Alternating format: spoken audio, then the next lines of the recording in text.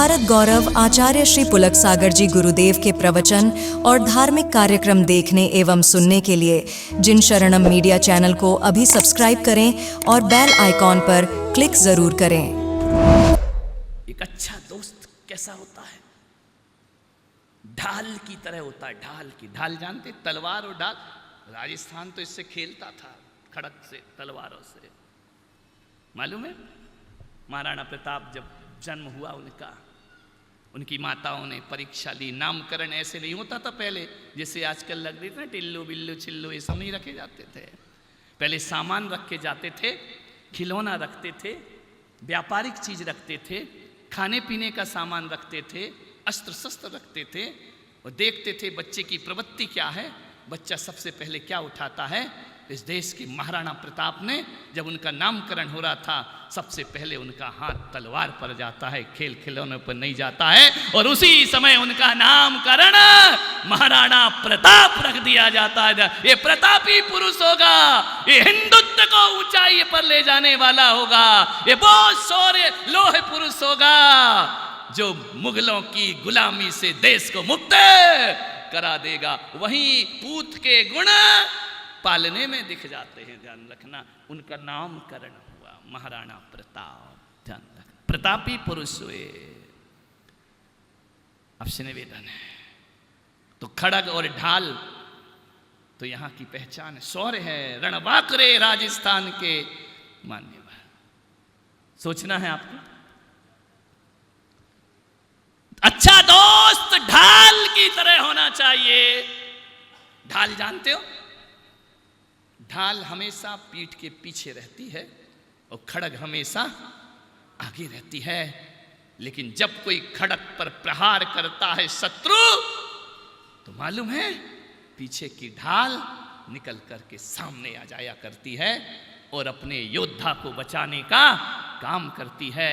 तो सच्चे दोस्त वही होते हैं कि सुख के दिनों में तो पीछे खड़े रहें, दुख का दिन पड़े तो ढाल बनकर दोस्त के सामने आकर खड़े हो जाया करते हैं, उसे कष्टों से, दुख से, पीड़ाओं से बचाया करते हैं। वो दोस्त दुनिया में हुआ करते हैं। आपसे मेरा निवेदन है, आपसे मेरा आग्रह है, ढाल की तरह दोस्त बनो। अरे ऐसे दोस्त मत बनो कि जब फतेह सागर में पानी होता है, हजारों विदेशी पक्षी आते हैं, प्रवास करने पानी पीते हैं, उड़ जाया करते हैं। मान्यवर, एक पक्षी होता है और एक मछली होती है, ध्यान रखना। पानी की दोस्ती पक्षी भी करता है और पानी की दोस्ती मछलियां भी करती हैं। लेकिन पक्षी की दोस्ती, वो पानी पीता है और यदि सूख गई झील तो उस झील की तरफ पलट के भी नहीं देखा करता है। लेकिन मछली ऐसी होती है कि जब तक पानी है तब तक उसका जीवन है।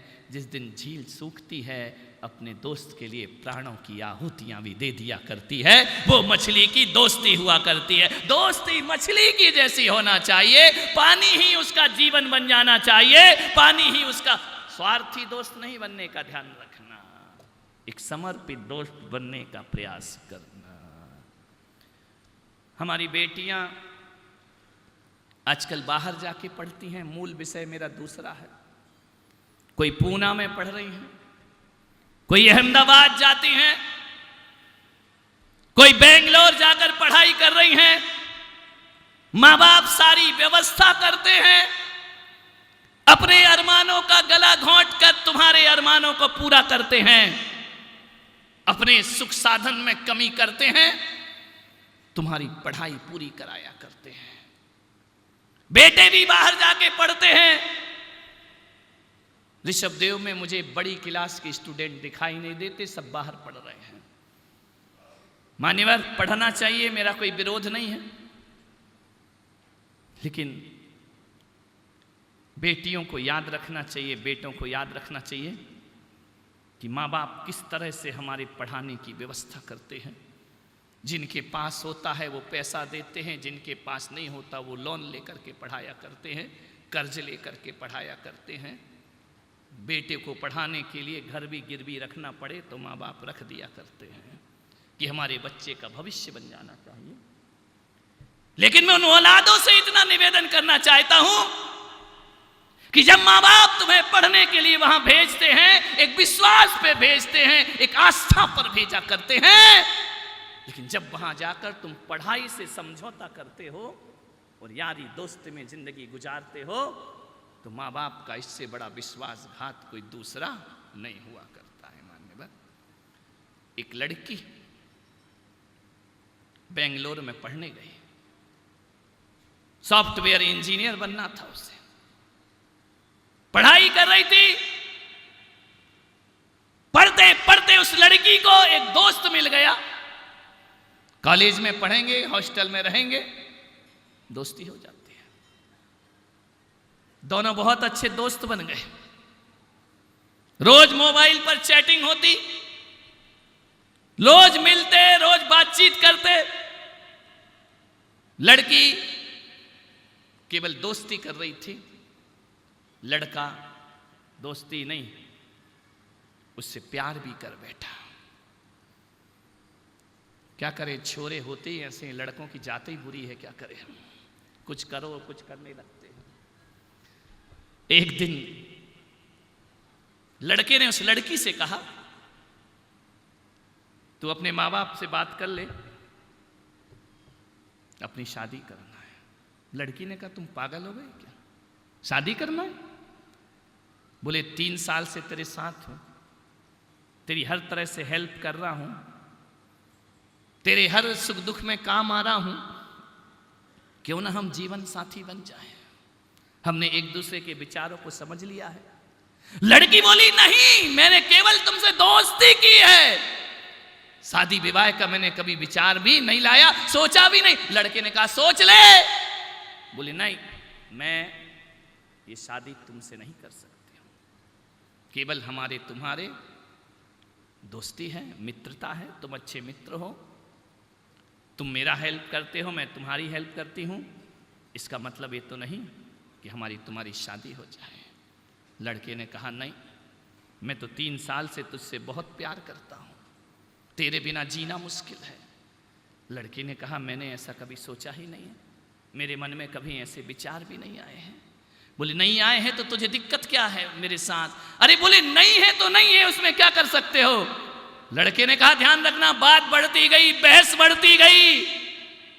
लड़की ने कहा, चाहे कुछ भी हो जाए, मैं तुझसे शादी नहीं कर, शादी नहीं होगी, दोस्ती हम जिंदगी भर निभाएंगे। लड़के ने कहा, नहीं, शादी तो तुझसे ही होगी, यदि तू मेरे से शादी नहीं कर पाई तो फिर किसी और से भी शादी नहीं कर पाएगी, ध्यान रखना। मान्यवर, लड़की ने बहुत समझाया, नहीं माना। लड़की दुखी हो गई कि मैं पीछा कैसे छुड़ाऊं।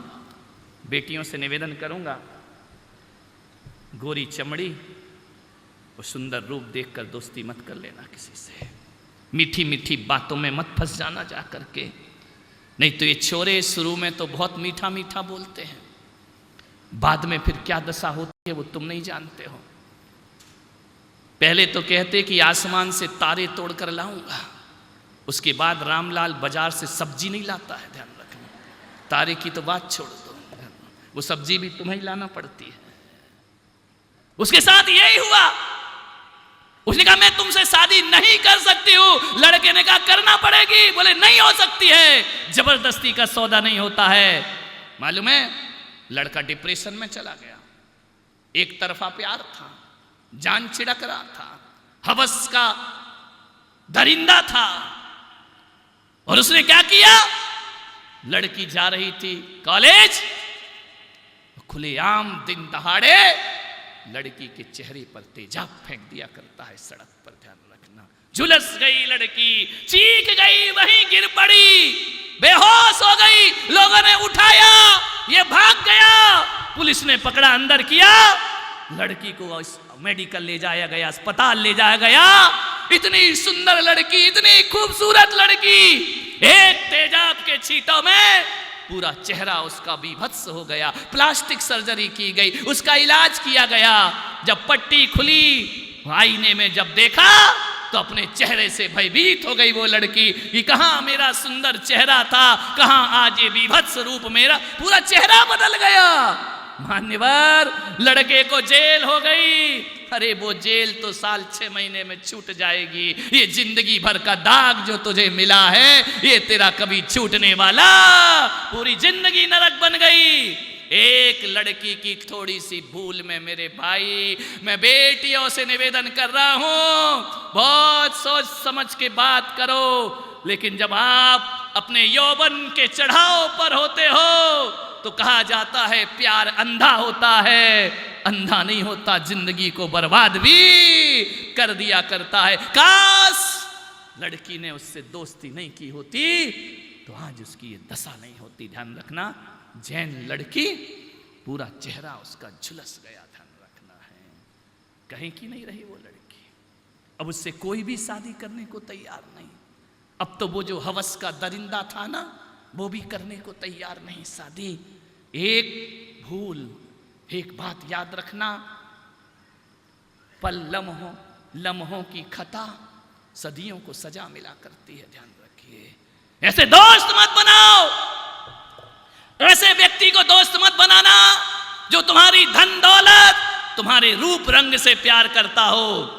दोस्त तो वो होना चाहिए जो हमारे आभाव और हमारी बदसूरती से भी प्यार करता हो, ध्यान रखना। ऐसा दोस्त नहीं होना चाहिए जो हमारी जिंदगी के साथ खिलवाड़ किया करता है। मान्यवर, आज भी वो बेटी बहुत परेशान है। एक गलत कदम, मैं ये नहीं कह रहा हूं बेटे बेटियों को मत पढ़ाओ, बाहर मत भेजो, केवल बाहर भेजने से तुम्हारी छुट्टी नहीं हो जाती है, जिम्मेदारी पूरी नहीं होती है। ध्यान रखना, तुम्हारा कर्तव्य है कि तुम्हारी बेटी किसके साथ उठती है, किसके साथ बैठती है, तुम्हारा बेटा किसकी संगति करता है। ये मत सोचना कि हॉस्टल वालों की जिम्मेदारी है, ये वार्डन की जिम्मेदारी है, हम फीस दिया करते हैं। माँ बाप होने के नाते तुम्हारी जिम्मेदारी है। सामने वाला तो आई एम सॉरी कह के फ्री हो जाएगा, तुम्हारी आंखों में जिंदगी भर खून के आंसू बहेंगे, ध्यान रखिए। मान्यवर, आपसे निवेदन है, सोचना है, दोस्त बहुत संभाल करके बनाना। दोस्त तो सभी को चाहिए, एकाकी जीवन किसी का भी सुखप्रद नहीं होता है, लेकिन दोस्त ऐसे हों जो हमारे लिए जान छिड़कने को तैयार हो। ऐसा नहीं है कि दुनिया में अच्छे दोस्त नहीं हैं। मेरा एक भक्त मोहन नागदा जो उदयपुर में था, अब दुनिया में नहीं है, उसका एक दोस्त था। उस दोस्त ने उसे, जब मोहन नागदा के माता पिता की मृत्यु हो जाती है, जब उसके पास खाने की भी व्यवस्था नहीं होती है, जब उसके पास पहनने की भी व्यवस्था नहीं होती है, नागदा समाज का वो लड़का मन में भाव रखता है कि मैं पढ़ाई करूं, मैं पढ़ाई करूं। आज मुझे वो बहुत याद आ रहा है। उसने उदयपुर में मेरा बहुत प्रभावना में सहायक बिना मेरा परम भक्त था। उसका एक श्वेतांबर दोस्त था, मालूम है, उसकी 2 बेटियां थीं। उसने मोहन को पढ़ाया लिखाया, अपने सोने की चैन भी बेची और मोहन को पढ़ा लिखा कर ग्रेजुएट कराया उसने, ध्यान रखना है। मान्यवर, वो हमेशा कहता था, महाराज मेरी जिंदगी यदि किसी ने संवारी है तो रिश्तेदार और माँ बाप ने नहीं, मेरी जिंदगी मेरे दोस्त ने संवारी है, ध्यान रखना। इसलिए मैं आपसे निवेदन करता हूं, एक बात बताओ, रूस भारत से कितना दूर है? कितनी दूर है? बोलो रे। पाकिस्तान भारत से कितना दूर है? लगा हुआ है ना मेरे भाई। पाकिस्तान पास होकर भी हमसे बहुत दूर है और रूस दूर होकर भी हमसे बहुत पास है। बांग्लादेश के हालात, हजारों हिंदुओं को बेघर किया जा रहा है, उन्हें मारा जा रहा है, शोषित किया जा रहा है, मंदिरों को तोड़ा जा रहा है। मैं आज धन्यवाद देना चाहता हूं भारत सरकार का। ध्यान रखना, उसने अपने हिंदुओं के लिए दरवाजे खोल दिए हैं कि आ जाओ, अपने देश में वापस आ जाओ, ध्यान रखना है, मत रहो उस देश में। मालूम है, भूल गया बांग्लादेश। हाँ, यदि बांग्लादेश को देश का दर्जा मिला है तो हिंदुस्तान की दम पर मिला, वरना तुम तो गुलाम बने जी रहे थे, ध्यान रखना है। ये भारत श्रीमती इंदिरा गांधी ने बांग्लादेश को स्वतंत्रता प्रदान कराई। ध्यान रखना, आज उस बांग्लादेश में हिंदुओं के साथ दुर्व्यवहार हो रहा है। मैं धन्यवाद दूंगा भारत सरकार को, लेकिन एक अपील और है मेरी आपसे कि आज बांग्लादेश में कुछ घटा तो हमने कहा हिंदू अपने देश वापस आ जाए। पाकिस्तान में अत्याचार होगा, हम अपने हिंदुओं को वापस हिंदुस्तान में बुला लेंगे। अमेरिका में अत्याचार होगा, हम वापस बुला लेंगे। लेकिन एक बात याद रखो भारत के लोगों, कि जो आज बांग्लादेश में घटा है वो कल हिंदुस्तान में घट गया तो हम हिंदुओं को कहां भेजेंगे। मेरे भाई, आपसे मेरा निवेदन है, कौन से देश तुमको शरण देगा? आज पूरे विश्व में कहीं भी हिंदू पर कुछ हो, हमारा भारत अपना लेगा, हमें कौन अपनाएगा? यदि ऐसी स्थिति हमारे देश में हो गई, सोचने का विषय है, चिंतन का विषय है। जागना होगा भारत के हिंदुओं को। लोग कहते हैं कि यह हिंदू मुस्लिम की बातें संत किया करते हैं, संत नहीं करते हैं। अत्याचार होता है तो हमारे अंदर दर्द पैदा होता है, ध्यान रखना है। मान्यवर, पूरे विश्व में हिंदुओं को शरण देने वाला केवल भारत देश है मेरे भाई। और यदि भारत में हिंदुओं के साथ ऐसा हुआ, फिर कोई हमारे पास नहीं है, हमारा नाम निशान और संस्कृति को बर्बाद कर दिया जाएगा, ध्यान रखिए। और ये षड्यंत्र रचे जा रहे हैं सब जगह से। देख लिया ना पड़ोसी देश, अखबार में पढ़ो, वहां की आईना जेल में क्या यातनाएं दी जाती थी कैदियों को। 500 कैदियों को रिहा किया गया, ध्यान रखिए। उनके नाखून उखाड़ लिए जाते थे और ऐसी जगह कैदियों को बंद किया जाता था जो सत्ता के विरोध में बोलता था कि वहां सूर्य की रोशनी भी नहीं जाया करती थी, ध्यान रखना। मेरे भारत में बड़ी बड़ी जेल हैं, लेकिन मेरा भारत आज भी संवेदनशील है। जेल में भी हम अमानवीय कृत्य नहीं किया करते हैं, ध्यान रखना। हमारा देश तो वो देश है जो कहता है कि घृणा पाप से करो, पापी से नहीं, ध्यान रखना। ऐसी संवेदनाएं, ऐसी भावनाएं, ऐसे व्यवहार, ऐसी मित्रता, हम तो शत्रु से भी मित्र जैसा व्यवहार करते हैं। मेरा आगरा में चतुर्मासवा शिखर वार्ता हुई, मुशर्रफ जी को बुलाया गया आगरा, अटल बिहारी वाजपेयी प्रधानमंत्री थे उस समय।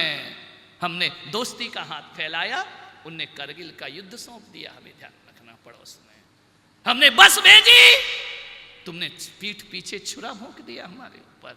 हमेशा इन लोगों ने हमारे साथ बदसलूकी की है, ध्यान रखिए। भारत का हिंदू जागृत हो जाए, अपनी संस्कृति को बचाना है, सभ्यता को बचाना है।